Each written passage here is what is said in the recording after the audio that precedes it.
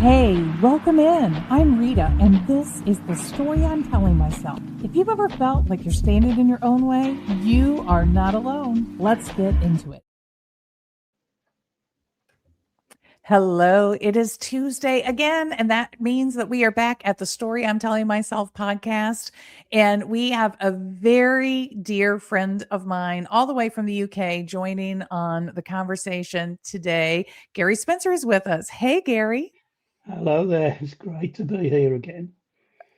I love it. I love that you're my first guest that has returned from season one guest. But that's also not surprising to me, but it is joyful to have you back in studio again. Yeah, and season one was so good, and season two is really kind of picking up steam now, isn't it? It is. It is. I don't know what to say. I love my people. Like my network is filled with amazing people that have so much wisdom to share.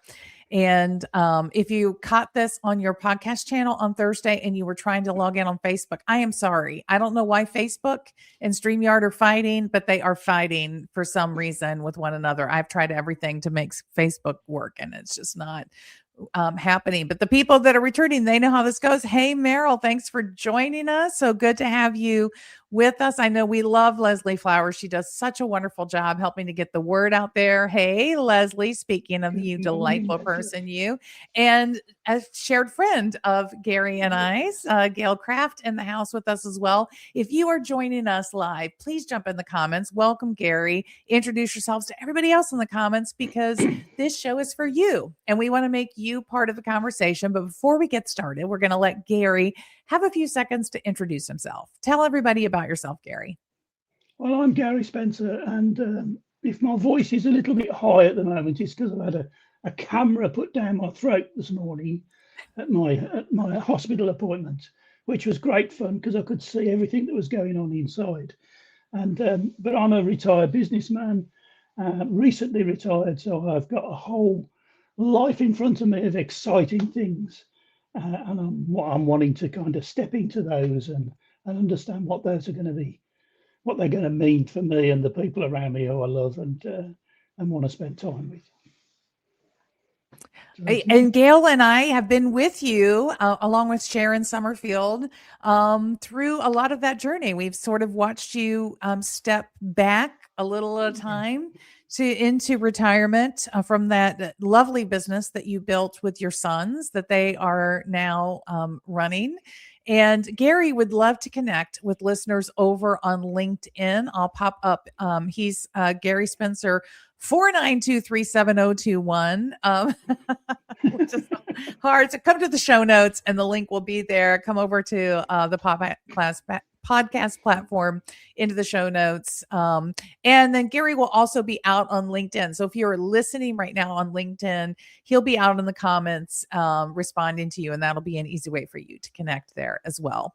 So I cherish the opportunity to be in conversation with Gary because he always gets me thinking more deeply and contemplating things I might not otherwise have had the insight to give my attention to. And so we were in a conversation catching up, and he was talking about this thought he had, which is, was he showing up as the weakness in his life? And with that introduction, Gary, I'm going to ask you to sort of step back into the moment that this contemplation came to you and what it made possible. Yeah, like many people at the end of 2025 and the beginning of 2026, it tends to be a watershed period. We tend to think of the year that we've been through in the past and what's to come as we start to look forward. And each year, my wife and I, we have this thing that we do where we try and pick a word which will sum up the year ahead. Whilst we spend some time looking back, we already know what happened, we experienced it, we were there. But as we look forward, we're not there yet. And to some degree, we're kind of there a little bit. You know, we're into the end of the first quarter of the new year. But back then, the word that came to mind for us was the word open. And interestingly, the first time my wife mentioned that word to me, I thought, am I going to be the weakness here? Having had this transition from being a busy businessman into opportunities to kind of sit and relax and recline and take things easy and etc., as one imagines people doing when they're retired. I suddenly thought, am I going to be the weakness to being open this year to whatever it is that is going to come my way, which is going to benefit me and the people that I love and the people that I want to spend time with? And one of the things that I shared with Rita was, am I going to be a passive participator in this coming year? Am I going to sit back and just respond to the things that are happening to me and around me? Or am I going to be an active initiator? Am I going to, because I've spent a life being an active initiator and doing things and starting businesses and going out there and learning new things and experiencing new things. And am I going to be an active participator, or am I going to be the weak link when others around me are saying, Dad, can you come and do this? Gary, can you come and do this? Oh, do you fancy doing this? Do you fancy doing that? Suddenly got all this time. I say, oh no, I'm busy. I'm kind of sad. I'm relaxing. I'm retired. I don't want to be doing any of those things. Or am I going to be engaging? And in that, there was a few things that kind of cropped up. Am I prepared to remove whatever's in the way so that I can have this more open view of the possibilities that are in my life? And I've done loads. Well, let's pause there a minute and talk about that. About removing the things in your way. So as you started to think about that, give us some examples of, the internal narration in your head. What words or visuals were coming to mind for you about the kinds of things that would be in the way? I'll give you a silly one to start with. I've got this fabulous armchair that I sit in, and it's really comfortable, and I spend far too much time in it. And I'm thinking, I need to get rid of that. I need to get rid of that armchair. I need to be a bit uncomfortable. So in a sense, if I'm going to be active, I need to be a bit uncomfortable, because if I sit back, my natural weakness is to sit back, relax, just be recumbent and just chill. Some people who know me well say, look, you're just too relaxed. How do you manage to do all these things when you're as relaxed as you are? You don't seem to. So you have to pause here and understand for listeners, though. I mean, this what's so incredible about Gary is he's talking about this, and I want to welcome Felipe and Sharon, and great to have you with us, Sharon and Felipe. Thank you. Good morning to you as well. Is that you're such a successful entrepreneur and businessman. So this idea that you have this other personality that can take over, that is so relaxed, is something that doesn't readily come to mind for people that know you as the business leader. Yeah, I've loved being in business. I've loved starting businesses. I've loved, especially towards the last decade of my kind of, in inverted commas, working life, whatever that means. Starting a business with my two sons, and for the past 10 years, I've loved every part of that.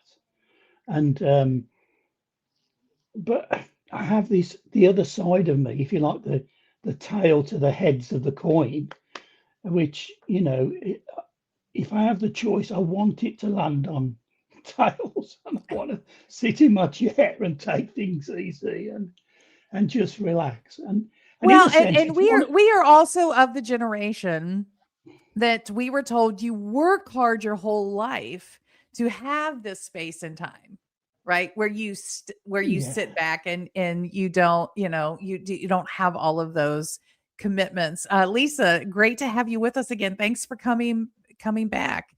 So I understand that, because that was just sort of how it worked versus where we've come to today, where people are reconciling the need to have more balance and harmony in their lives throughout their adult lives, instead of you work so hard like a gerbil or hamster on the wheel until you get to that magic age, and then you get to step off. Yeah, and if you remember, I don't know whether I shared this last time I was on here, but that revelation of the comma.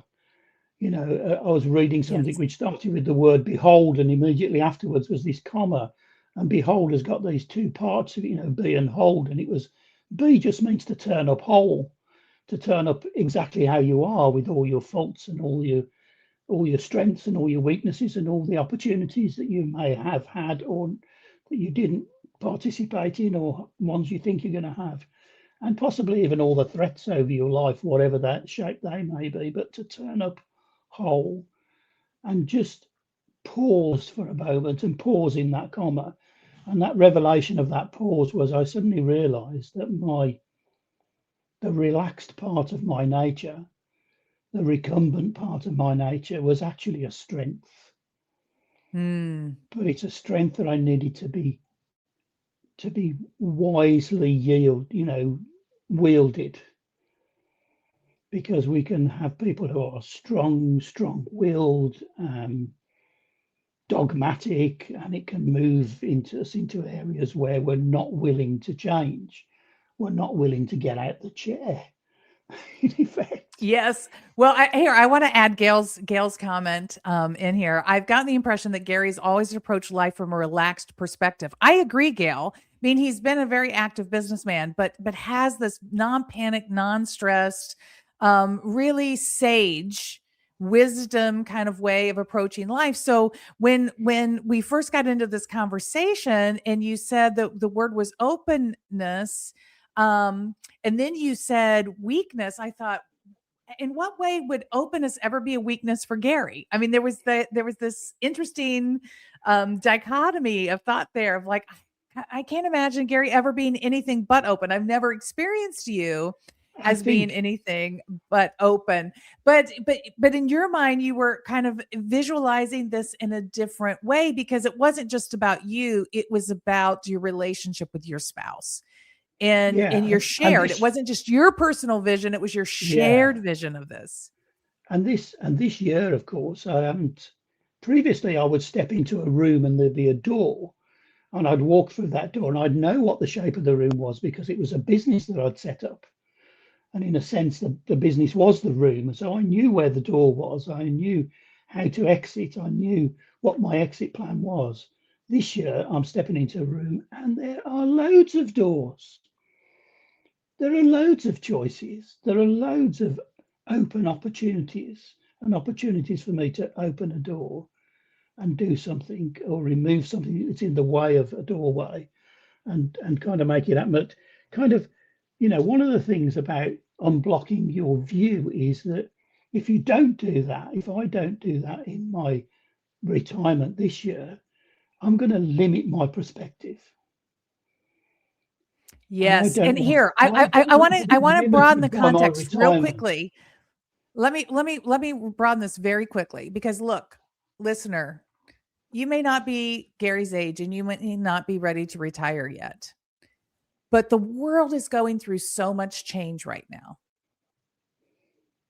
I want you to think about that. Whether you're changing jobs, careers, family life changes, or you live in a part of the world where there's so much imbalance, where there is war happening around you, I want you to really take the context of what Gary is sharing with you and put it into your own personal context.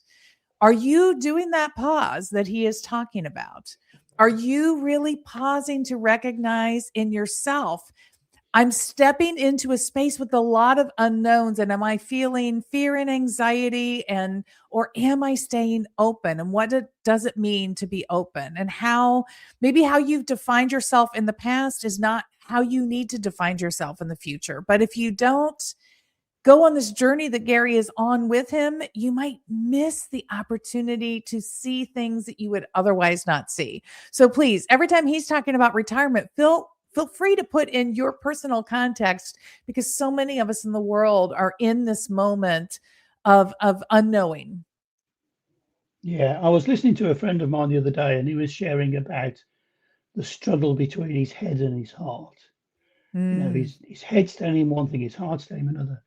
And then, of course, he's kind of his Job's comforters around him are saying, "Well, just go with your gut." And he's thinking, "Well, head, my heart, my gut." And I said to him, "Your head and your heart need to sort out their relationship with one another." And I think then we can go with your gut. Then you'll know that your gut feeling is the right thing. And for me, that's the same thing. I can put my head on. I can put what I know. I know my capabilities, or I can go with my heart and think, "Oh, I want to do this." And sometimes that can be to the detriment of my partner. Right. Yes. My partner suffers with a condition, so her mobility is affected. So I couldn't suddenly decide we're going to walk up mountains, because she'd live forever at the bottom of the mountain waiting for me to come back. So there are ordinary limitations, but I've got to make sure that I open the doors that open up the perspective that we can enjoy this year in particular together.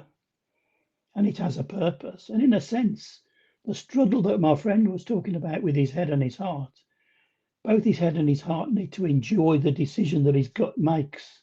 Yes. Yes. He Say doesn't that need to be again. Say that again, his, Gary. That is his head and very his heart important. need to enjoy the decision that his gut makes. Yes. Head and the heart need to enjoy both together the decision Absolutely. that the gut makes. Yes. How different Absolutely. our world could be if people were practicing two things that you're talking about. One is keeping your perspective relative to other people around you, so that you are inclusive and showing concern for the whole instead of just centering on self. And two is that then, and in that, making those decisions where the head and the heart don't feel in conflict around the Yeah. decision of the gut. Yeah. And part of that is to have the courage of our convictions. Where are our convictions? Are they seated in our head? Are they in our heart? Or are they the kind of central part of who we are? Are they a gut thing?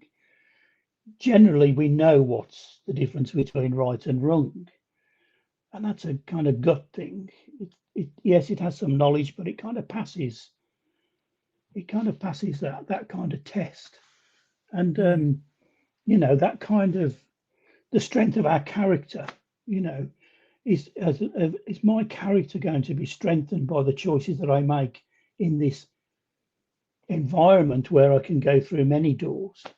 Is it going to still be, am I still going to be the distinctive me, the individual, my individual and mental moral qualities that I have? I want to carry those through. And so I was I want to thinking, I want to hook us back up again, just because people speed along sometimes or jump in the middle of this. yeah, So you and your wife had this conversation, and you decided openness was the intention that you wanted to have shared purpose around well, the word was open, for just for open. the coming year.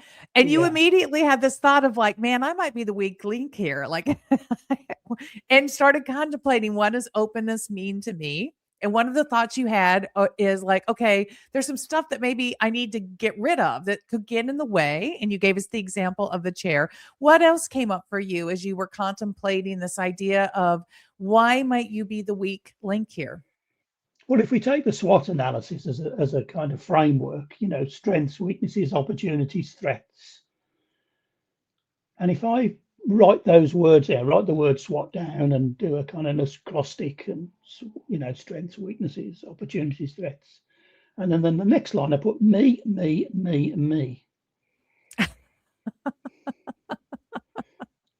Strengths, me. What can I build on? because you've been around business people and around businesses and into departmental leadership, C-suite leaders and things, and you they might share some weaknesses and some strengths, but generally what you're telling them to do is to build on their strengths. The weaknesses will deal Yes. with themselves, but build on your strength. What's your strength? Run with your strengths. So I need to recognize what are my strengths, so I want to take from my previous experience into this new open experience, this new open opportunity, new open choices. And the And other that's so one, important because we don't want to abandon ourselves on our journey. It's absolutely so not. important that we recognize our strengths. And as you talked about, our character, who we really are, who our intention is to be in the world. And I that want we to be don't feel like a we have to successful. shapeshift that constantly. That's something that we can carry forward with us. I want to be as successful in my retirement as I was when I was working. I'm not intending to be lesser of anything. So I need to build on my strengths. The other thing was, of course, weaknesses. What do I need to see diminish? Because in a sense, if I build on my strengths and my weaknesses are going to deal with themselves, should be able to at some point during the year look back and think that weakness is diminishing in me because I'm building on these strengths. And also the opportunities. I'm going to have a plethora of opportunities of what I could improve. I could take up painting again or drawing again and become much more proficient at that. So that, I've got an opportunity in the open choices that I have that are in front of me to actually improve and be maybe even more successful than when I was Mm. working in my retirement. And of course, the threats, what's the negative story I'm telling myself? Am I the weakness? Is that a negative story, or is that an opportunity for me to do the SWOT analysis, the personal SWOT analysis, not the kind of SWOT analysis that loads of people do, which is one that looks to everything outside. What are the strengths out there? What are the weaknesses out there that I need to deal with? Who are the people around me that I need to get rid of? All those kind of things. But do the real SWOT analysis in here. I think for me, character has always been important. It's been important in my business, and having the ability to identify what is reality is something as well that I've always had as an innate ability. So some people think, oh God, I don't know quite what to do here, and they're trying to think what, and I tend to step in and come up with a solution. So I've always been a solution-focused businessman as well. So those things that shape my inner thoughts and beliefs and therefore translate into action for me, they're not going to Yes. happen. They're not generally going to happen sat in my comfortable chair that I might need to get rid of and get a slightly less comfortable chair, maybe. Yeah, well, and we all have our version of the comfortable chair. It may not be our version may not be sitting.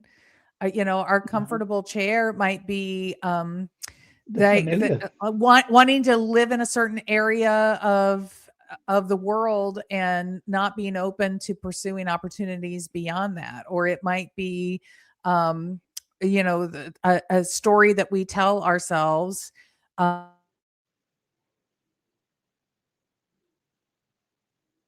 See ourselves in that way, but not recognizing how that story limits us, which is why people come to the Story I'm Telling Myself podcast, because we help to uncover those things. So we all have our version of the comfort where we've got to recognize that, this is that that the growth happens outside of the comfort. Yeah, for sure. Most definitely. And this whole notion of being able to unblock the view I might have, so I've got a much more open view, is I think is going to be really vital for me. And I think it's also vital for so many people because, what's that famous saying? I can't see the wood for the trees. Yes. And we sometimes make the deadly mistake of felling the trees, where we just need to walk through them and come out the other side. Because often our journey in business, our journey in life, our journey in relationships is about knowing the reality is that this is only for a season, and we just keep walking one step in front of the other, and we get through the trees, and suddenly we come out into the open. I think for anybody in a time, in a season of transition, that is a really important thing to understand, because oftentimes what the story that we tell ourselves is that we have to know where we're going. We have to have some vision, some clarity in order to move forward. And we've been taught that.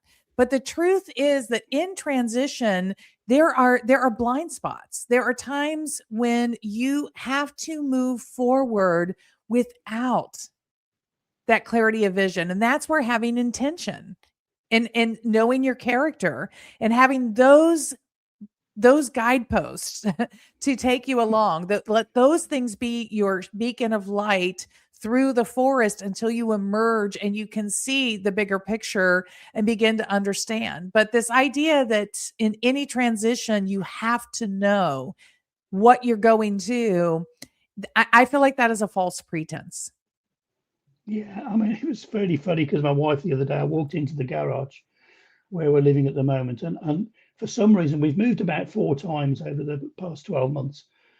But for some reason, I brought this same tin with me that's got odd screws and nuts and bolts and things in.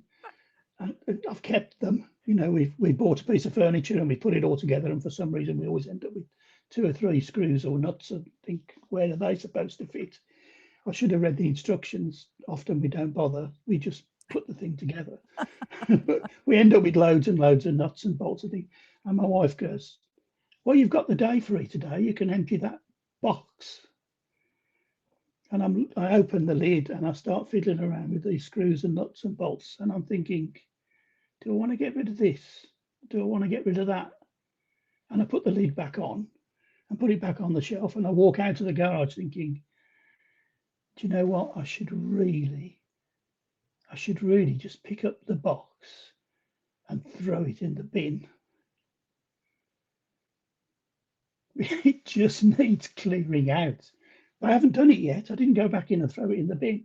So all of us, I think, have this clutter that we bring with us from our journey. Yes. And the underlying story for me with my version of the screws is, as soon as I throw this out, within 6 months, I will have an occasion that I will need something in this, and I'll be like, why did I throw that away?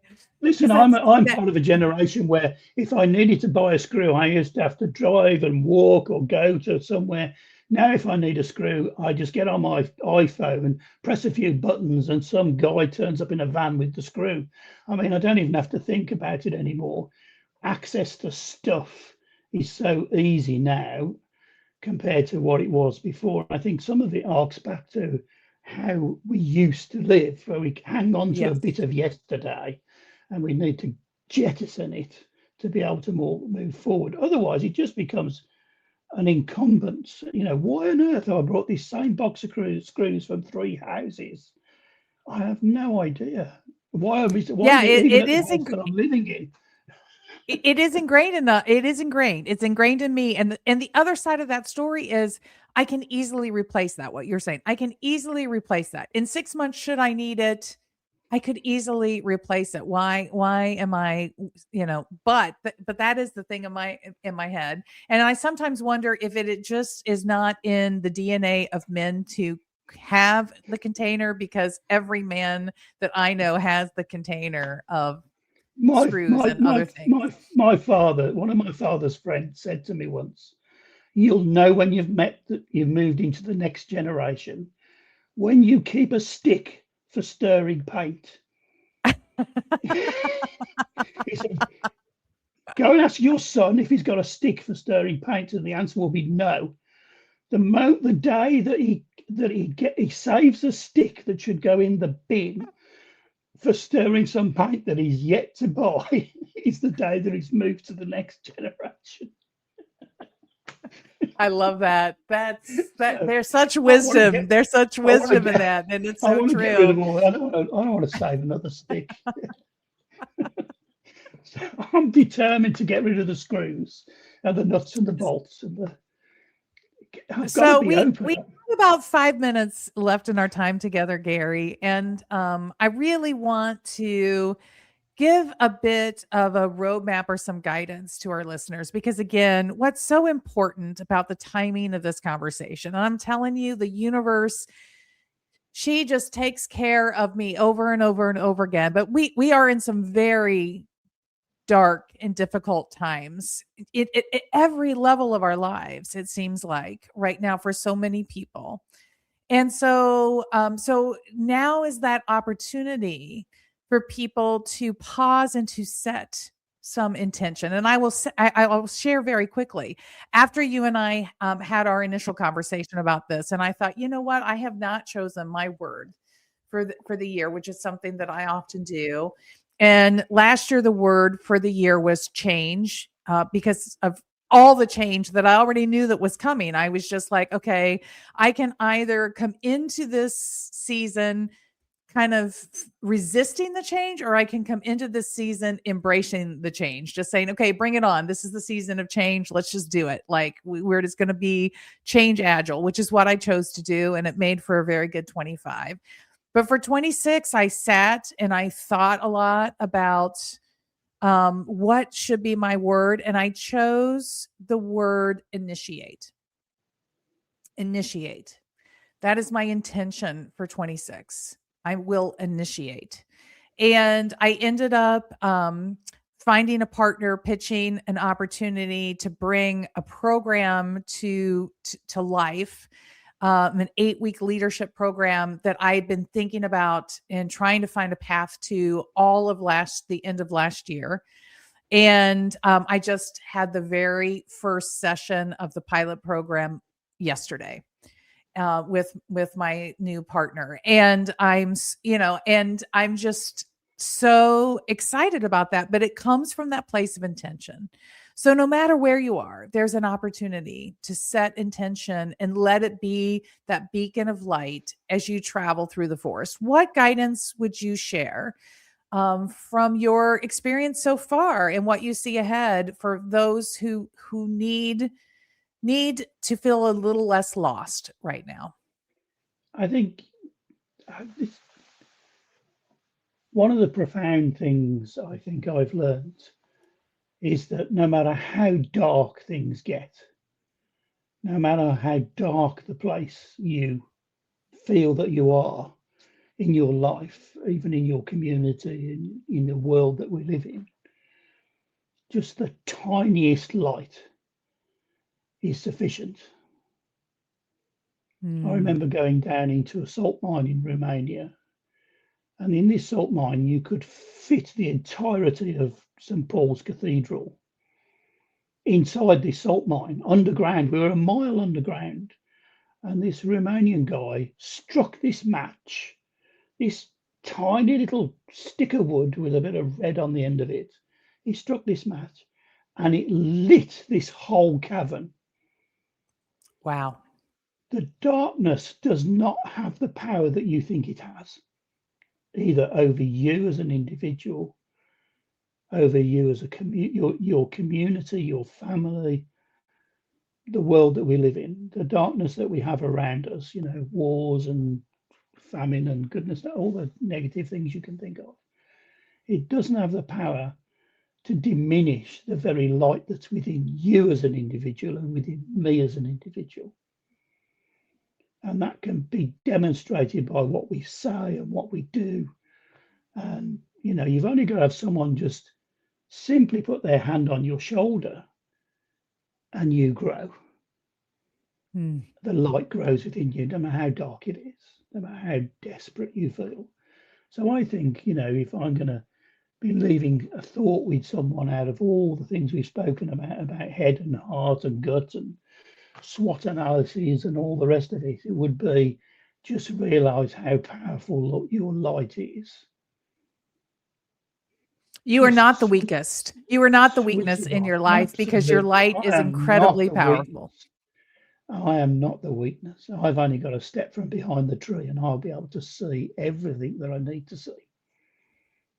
I don't have to worry about any of that kind of stuff, you know. So I think sometimes it is about changing our perspective on things. But I think that we have, as human beings, we have an innate, powerful light within us that has the ability to dispel the darkness entirely that's around Yes. us. Which is And why when I you would look through say history, if you're if individuals make history. Individuals make history. yes, and look, you may be having a weak moment in your life. And that's okay. We all have those weak moments. And I think Gary's idea of doing your own internal SWOT analysis, pausing and recognizing your strengths, appreciating what power you have within you that you can carry with you forward, um, is is one of the simplest and easiest things for you to do to counterbalance that story inside of your head about because let's look, our inner critic beats us up in our moments of weakness. Our inner critic is Yeah, kicking us while we're down. That's just how it's going to go. So counting your blessings, recognizing your strengths, these are things that that you hear people talk about all the time. Doing a gratitude journal, all of these things are important practices because that is inviting your light to shine into the world again. It's you striking the match of self. absolutely. Absolutely. Well, it's Gary, been any final great. thoughts you It's want to been share with our listeners? uh, well, you know, the one thing that I can say is that if you haven't got in touch with Rita already, then get in touch with Rita. You know, just kind of, I'm sure Rita's got lots of places that you can get in touch with her, but like jump on LinkedIn, touch base with her, share something of your own story with her. And I think the Story I'm Telling Myself podcast, the first season and second season, have just been fantastic. Go back and listen to.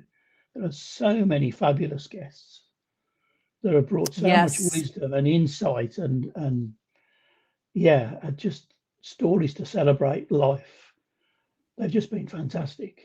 It's been a constant, like metronomic brilliance. Oh, thank you for that. Thank you, Gary. I received those words with such gratitude and love in my heart. Thank you. I am blessed. I am blessed to know so many amazing, beautiful people like Sharon Summerfield, who's also was a guest in season one, Gail, who was a guest in season one, Nicole, who's with us today. Hey, Nicole, who's going to be a guest coming up later in this season. But the truth is, we all have these stories that live inside of ourselves. And we get to choose whether we let the story own us or whether we own the story. And so, Gary, thank you for owning this story today with our listeners and providing your own little shine of light that I know is going to help some people during some very dark times right now. Bless you. Thank you very much. It's been an absolute joy to be here. Next week, special announcement. We are not going to be live on Tuesday at 11:30. We will be live on Wednesday, the 18th of March with Dr. Fred Luskin. I broke my own cardinal rule and I moved the date and time to fit his schedule. He is the founder of the Stanford Forgiveness Project. And this is like one of my holiest weeks of the year, which is Happiness Day. Is coming up on March the 20th. So in celebration of World Happiness Day, Dr. Fred Luskin, who is one of my favorite speakers from the World Happiness Summit, is coming to this podcast to speak to you and to me about forgiveness and why forgiveness is the ultimate gateway to your happiness. You're not going to want to miss it. It's a special episode. We are partnering with the Forgiveness Project out of the UK, and we're going to give you access to all of their wonderful resources. So make sure that you are back with us next week, but it will be Wednesday at 11:30 a.m. We will see you then. Gary, you are a treasure in my life. So happy to call you a friend. Thank you for being here. Thank you, everyone, and we'll see you next week. Thanks for joining us. If you love this episode, leave us those 5 stars and be sure to share this with a friend. And if you didn't, don't worry about it. See you back here next week.